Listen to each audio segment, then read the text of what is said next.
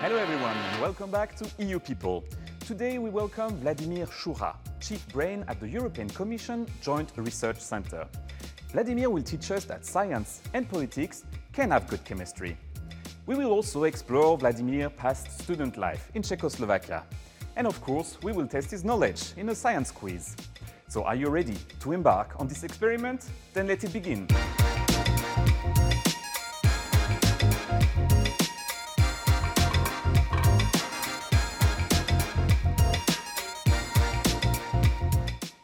I am pleased to welcome Vladimír Šucha, the man who knows how to match a suit with a lab coat. Vladimir is the chief of the Joint Research Center. This is the service of the European Commission providing scientific expertise to help make policy making. Policy and science, is it a good match? Let's try to see that with our guest. Good morning, Vladimir. Hello. Hello. Vladimir, a simple question to start with. Are you a scientist or are you a policymaker?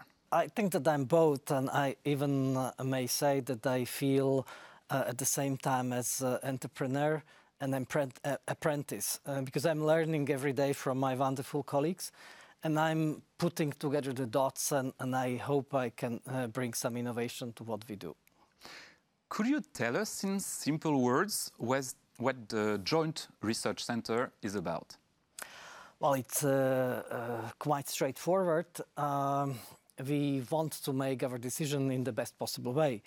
And if we want to do this in the best possible way, we need to have a knowledge behind that decision. So we are trying to provide that knowledge. So we may say we are scientific and knowledge service of European Commission. Some may say that policy making is about politics after all. So why do we need science? As we say, policy making is a combination of three things. Politics, obviously, values and facts. So then what we are trying to provide is to provide the facts, and also even more now in this period, we are trying to provide better understanding of values of the society, because this is something which is quite an important element more and more nowadays. I have some concrete examples, and I would like you to tell me where science is making the difference, where the GRC made the difference. So first, food safety.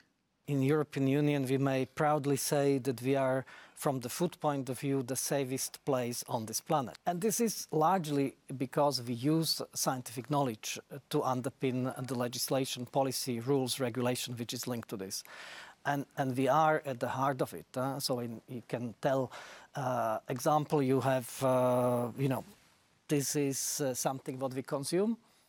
And this is in contact with something which contains this.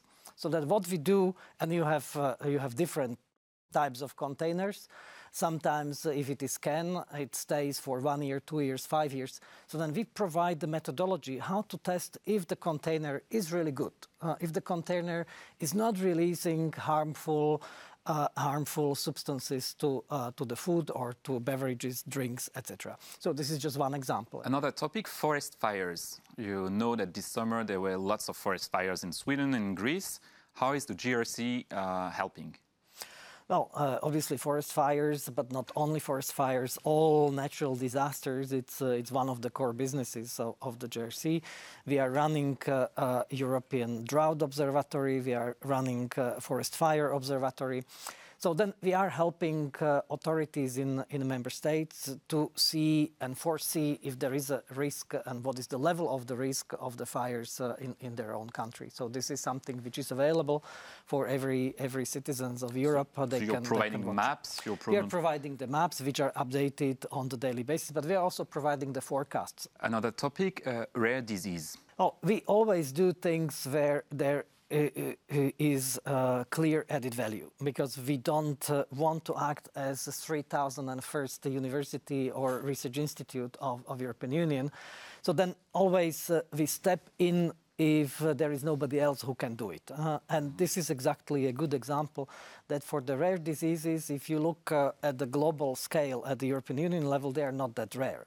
So they are quite numerous. But at the level of individual countries, they are rare. So you have maybe 1, 2, 3 cases. So here we are coming with European perspective. So then we are putting together different elements, and obviously out of 500 millions, so that you can detect some patterns and be much more useful for diagnosis and treatment.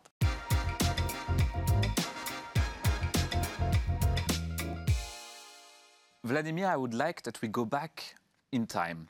Who was Vladimir Šucha 30 years ago? Well, 30 years ago, not many people remember, because it seems that people have a very short memory, but I still remember quite well. I remember very well the queues for banana and whatever we wanted.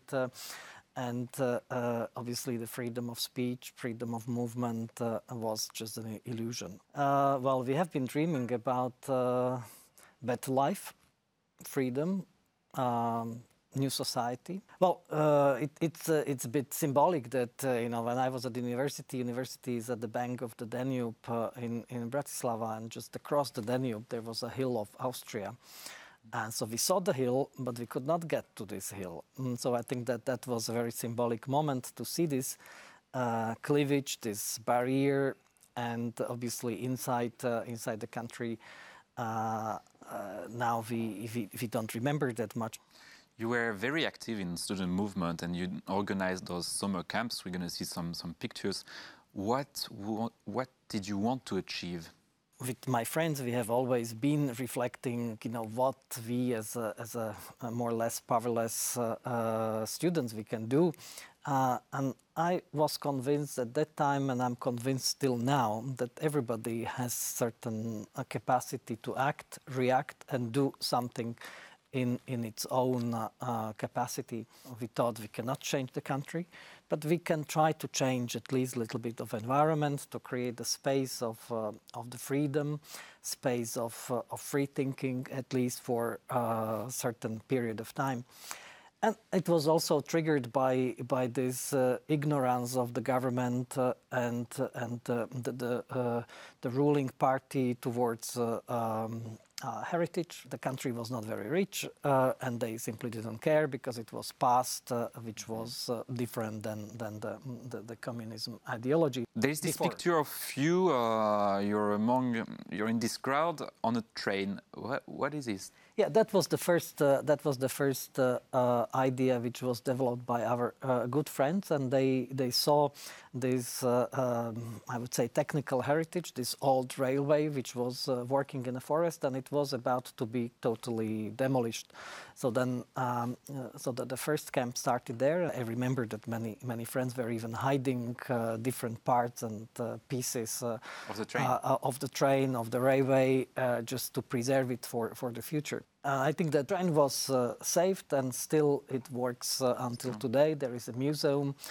There is an open-air museum, and there is 11 kilometers of this railway saved, and it serves for tourists. And then there was the Velvet Revolution. So what were you doing at that moment? I can proudly say that many graduates of these summer camps became very active in this Velvet Revolution. It was all triggered by this the Prague demonstration on 17th of November, which is International Student Day.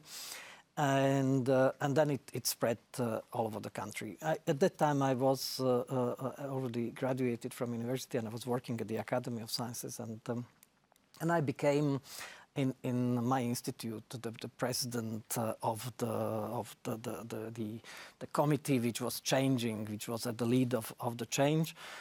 I was quite young, and I think that it was not because of my capacities, but because of the others being maybe too afraid.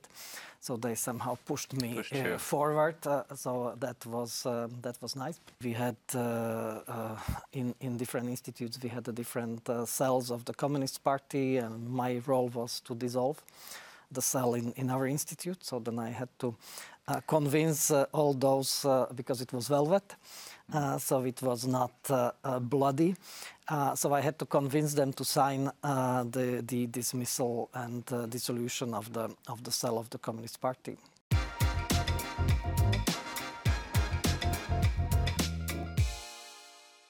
Vladimir, there is another part of your life that I like to discuss. It's your active involvement with the Roma community. Can you tell us a bit more about it? The Roma community is one of the few, if not the only, big community in European Union living in the conditions which we call intergenerational or generational poverty. That means that you are inheriting poverty from your parents and they inherited the poverty from their grandparents. So then all these patterns of behaviors are repeating and their poverty and this behavior is in a way embedded in their psychological DNA. So that means that they are unable to act and react as a majority. Got some pictures of you, and I would like you to explain me exactly what you are doing. This is how I'm starting or ending my holidays every year. So then I'm spending few days and organizing few games with them for them. That's a game, yeah. It's a great fun, yes. My specialty is a night game that everybody's scared. And then we make them going to the forest or to the old buildings, abandoned. That's super scary. It's super scary, but they will remember for the rest of their life, and it ends always in a nice way, with some chocolate or with some nice places. What should I do if I want to get involved? What can I do? What can the EU do to help Roma inclusion? Well, I think that there are two dimensions. You and EU, these are two different things. I think that I will stay with you because I think that this is mostly interpersonal relation, which is the most important, because this is what they do not have. It's not about money.